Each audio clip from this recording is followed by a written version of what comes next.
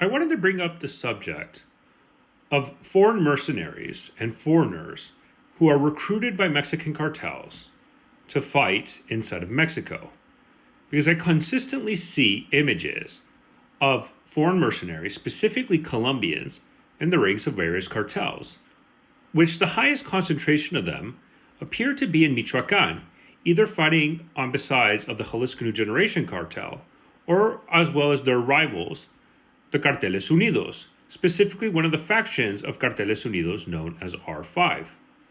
A lot of these Colombian mercenaries do appear to have combat experience in Ukraine, having fought for the Ukrainians against the Russians, and after their contract is up with the Ukrainians, they do appear to be contracted out by cartels and recruited and sent over to Mexico.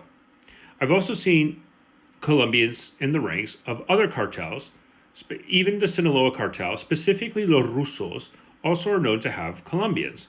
But the use of Colombians in Mexican cartels is widespread, and generally you see that with a lot of different Mexican cartels. But Colombians are not the only nationalities. A lot of Central American countries as well are known to send members to fight in the ranks of cartels. Specifically, former Guatemalan special forces are known to also be recruited by Mexican cartels. But it's also important to note that you even have reports of Americans and former veterans in the ranks of Mexican cartels. In other words, Mexican cartels, because of the deep pockets they have, are able to recruit veterans for countries around the world to fight in their ranks, and is a well-known tactic that they use.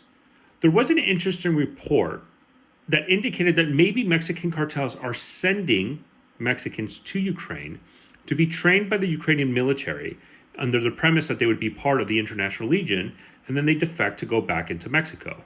Although that is an interesting report, I've not seen really any documented cases of Mexican cartels sending Mexicans over to Ukraine first before being sent back to Mexico to fight.